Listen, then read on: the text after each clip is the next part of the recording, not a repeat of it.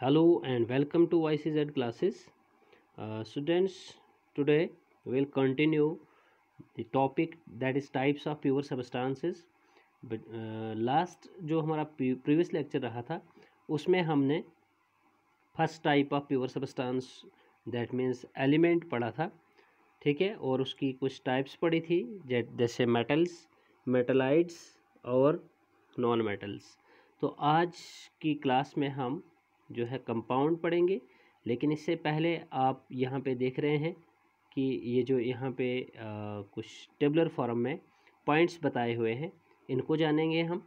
तो देखो बेटा, आपने याद रखना है the number of elements known at present are more than 100 and you should have to keep this point in mind that there are now 118 elements known. Okay, more than 100 means कि अब total जो है हमारे पास 118 elements noun है, ठीक है, और उनमें से 92 elements are naturally occurring and the rest are man made, ठीक है।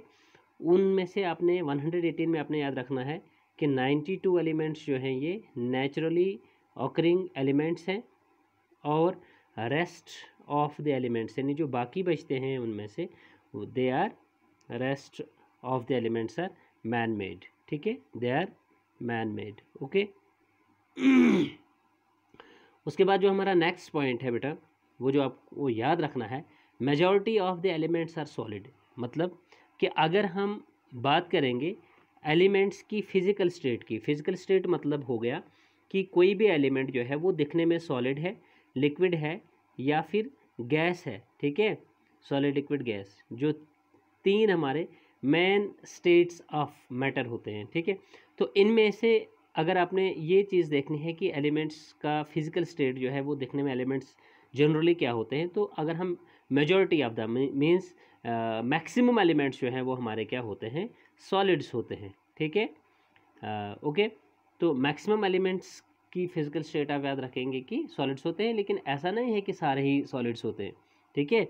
कुछ आपके पास एलिमेंट्स जो हैं वो लिक्विड्स भी होते हैं एज वेल एज गैस भी होते हैं, लेकिन हम मेजॉरिटी की बात कर रहे हैं कि मैक्सिमम जो एलिमेंट्स होते हैं वो सॉलिड्स फॉर्म में एग्जिस्ट करते हैं। उसके बाद 11 एलिमेंट्स और इन गैस स्टेट, ठीक है। देखिए, मैंने बताया था कि कुछ एलिमेंट जो है वो गैस स्टेट में भी, और वो कितने हैं, 11 elements. How many elements are gases in state? There are 11 elements which are existing in gas state at room temperature, ठीक है बेटा।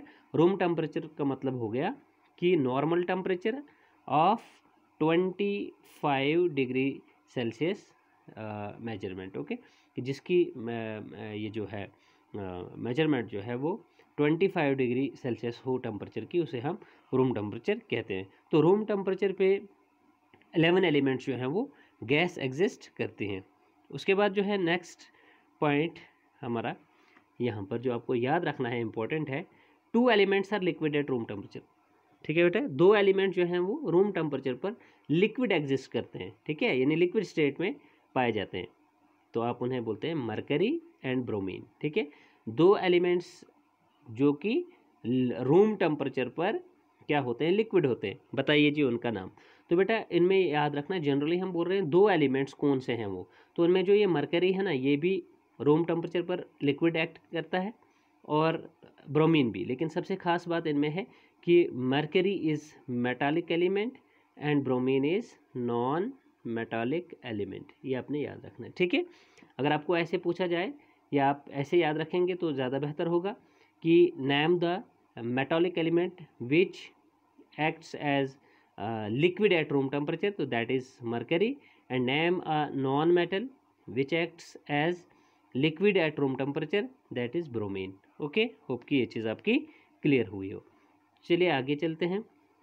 एलिमेंट्स गैलियम एंड सीजियम, देखो बेटा, गैलियम और सीजियम एलिमेंट्स जो हैं become liquid at a temperature slightly above room temperature, ठीक है, स्लाइटली अबव रूम टेम्परेचर, मतलब 303 केल्विन। देखिए, आपने याद रखना है कि गैलियम और सीजियम जो हैं ये 2 एलिमेंट्स हैं, ठीक है, गैलियम एंड सीजियम, बेटा ये ऐसे 2 एलिमेंट्स हैं कि इनका जो मेल्टिंग पॉइंट है, ठीक है, अगर हम इनके मेल्टिंग पॉइंट की बात करेंगे तो ये फटाफट से जो है मेल्ट हो जाते हैं, यानी पिघल जाते हैं और लिक्विफाई हो जाते हैं, यानी लिक्विड हो जाते हैं एट अ टेम्परेचर जो कि स्लाइटली का मतलब थोड़ा सा क्या होगा, रूम टेम्परेचर से ज़्यादा होगा। आप बताएंगे रूम टेम्परेचर कितना होता है? देखो 25 डिग्री सेल्सियस को अगर आप केल्विन में कन्वर्ट करोगे तो आप क्या करोगे, इसमें +273 सिखाया मैंने आपको प्रीवियस लेक्चर्स में, तो ये हो जाएगा आपका 298 केल्विन। इट मीन्स कि 298 केल्विन ये केल्विन स्केल में टेम्परेचर है और ये डिग्री सेल्सियस में टेम्परेचर है। ये भी रूम टेम्परेचर माना जाता है और ये भी रूम टेम्परेचर, लेकिन सिर्फ स्केल्स अलग अलग है, ठीक है, ये केल्विन में और ये डिग्री सेल्सियस में। तो यहाँ पे देखिए 298, तो 298 से बेटा कितना है ये, यहाँ पे कि जो गैलियम और सीजियम एलिमेंट्स हैं ये लिक्विड हो जाते हैं, कहाँ पे, किस टेम्परेचर पर ये लिक्विड हो जाते हैं? At a temperature slightly above room temperature. तो रूम टेम्परेचर कितना है? 298, तो यहाँ पे कितना है? 298 के बाद 303। इसका मतलब ये हो गया कि ये सिर्फ और सिर्फ, ठीक है, कितना दूर है यहाँ पर, 5 मतलब यूनिट्स जो है ये आगे है। तो हम इसको बताएंगे कि स्लाइटली अबोव है, ये ऊपर है रूम टेम्परेचर से, ठीक है। तो अगर हम इसको अपने हाथ पे भी रखते हैं ना गैलियम सीजियम को, ठीक है, तो अगर रूम टेम्परेचर से स्लाइड्स थोड़ा सा ऊपर टेम्परेचर होता है, जैसे कि यहाँ पर एक इसका रेंज दिया हुआ 303 केल्विन, तो ये क्या हो जाता है, ये लिक्विफाई हो जाते हैं, यानी ये पिघल जाते हैं, मेल्ट हो जाते हैं और लिक्विड में कन्वर्ट हो जाते हैं, यानी लिक्विड बिहेव करते हैं, ठीक है। तो ये इंपॉर्टेंट इन्फॉर्मेशन थी बेटा जो आपको बताना यहाँ पे ज़रूरी था, तो मैंने आपको बता दिया, ठीक है। होप कि ये चीज़ आपकी क्लियर हुई हो। उसके बाद जो हमारा आज का मेन टॉपिक है बेटा वो है compound, that means types of pure substance की सेकंड टाइप।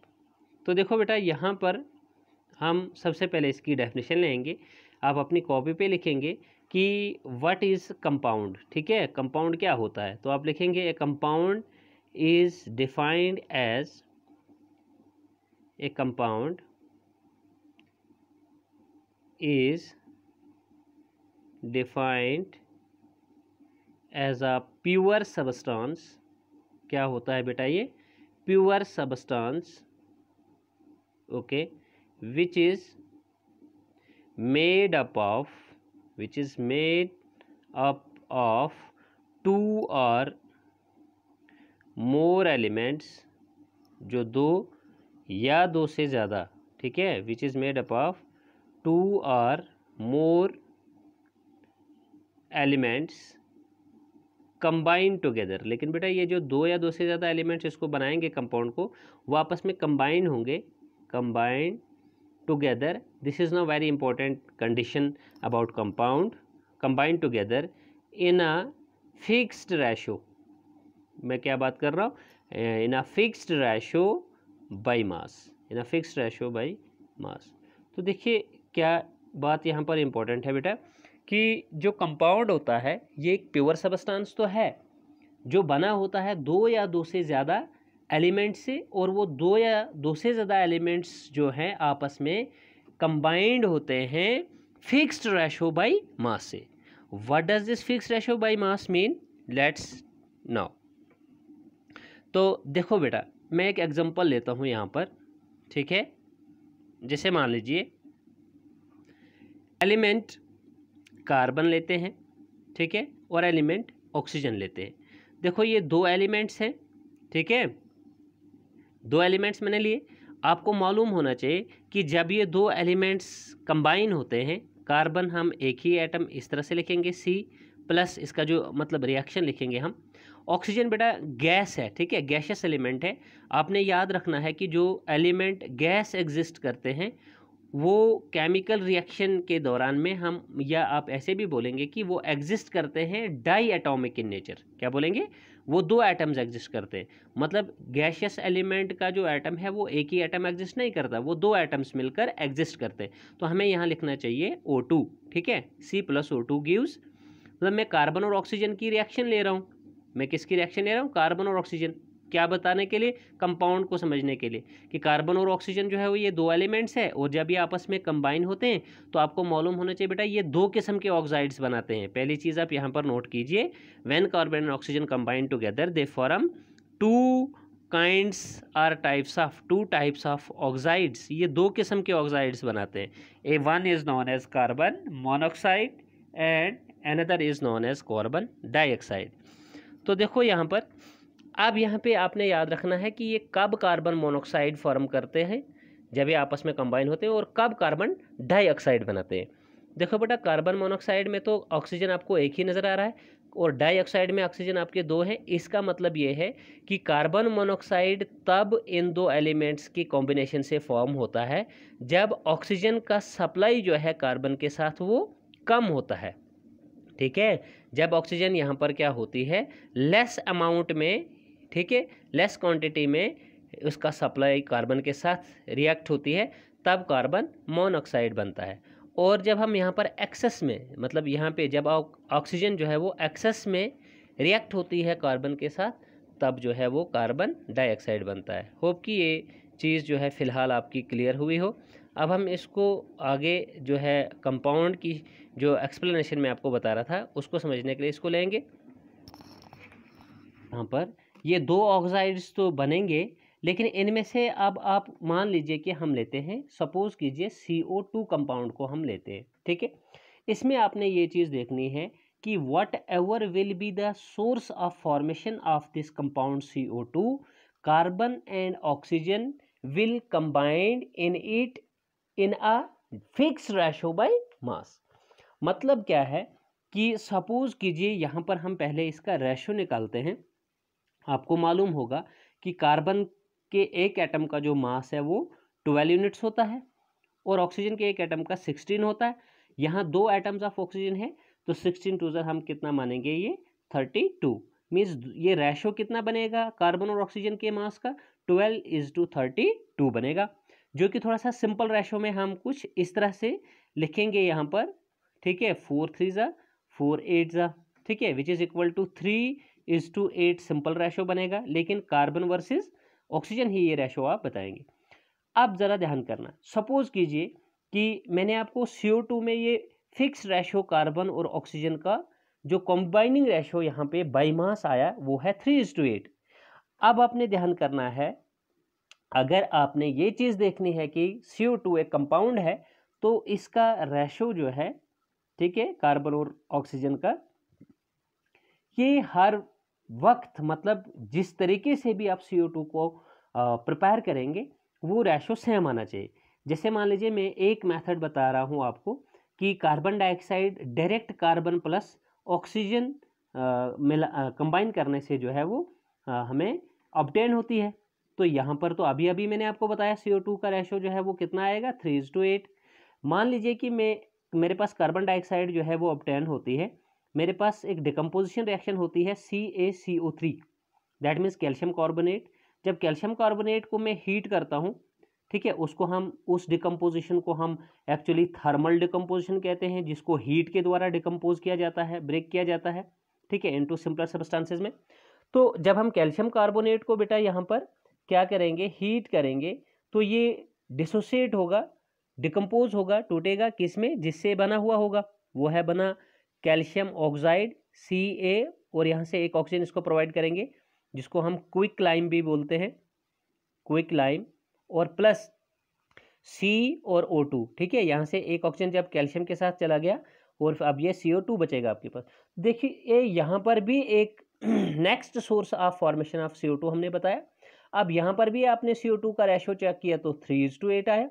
अब यहाँ इस वाले मेथड में देखिए, यहाँ पर भी इसका रेशो जो है वो एक कार्बन दो ऑक्सीजन ही है यहाँ पर भी, तो आपके पास ये रेशो भी कितना रहेगा, 3:8 ही रहेगा। इसके अलावा अगर कोई भी दूसरा तरीका आपके पास इसकी फॉर्मेशन का रहेगा, जैसे सपोज कीजिए कि मैं एक और तरीका CO2 का आपको बताता हूँ। मान लीजिए कि आपने क्या लिया, Na2CO3 लिया आपने, जिसको हम सोडियम कार्बोनेट कहते हैं, ठीक है, या वॉशिंग सोडा कहते हैं हम इसको।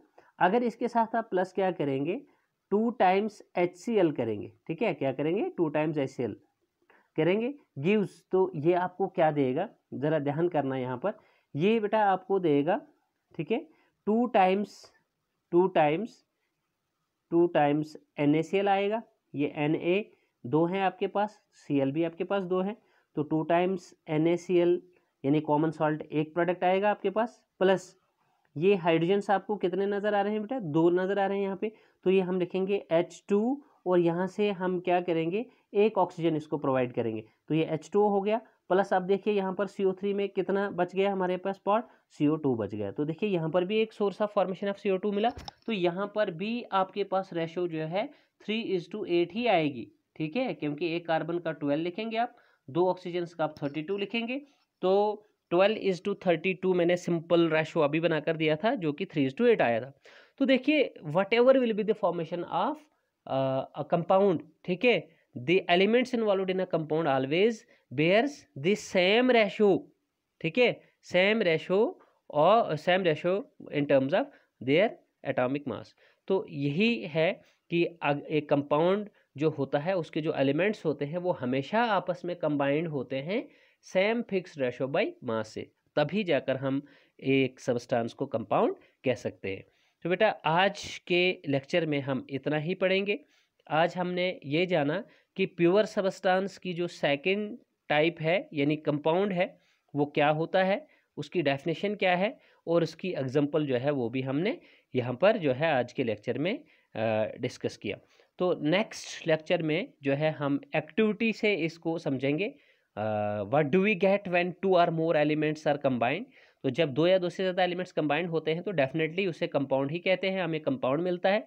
लेकिन यहाँ पर एक एक्टिविटी से हम इसको और कंटिन्यू करेंगे बट इन नेक्स्ट लेक्चर। तो होप कि आपको आज का लेक्चर जो है वो समझ में आया हो। तो और लास्टली मैं आपको बताना चाहूँगा कि अगर आप मेरे चैनल पे नए हैं, आपने अभी तक जो है चैनल सब्सक्राइब नहीं किया है, तो फटाफट से जो है मेरा चैनल सब्सक्राइब कीजिए, ठीक है। और आज के लेक्चर में बेटा इतना ही। Good bye, take care, stay fit and stay safe.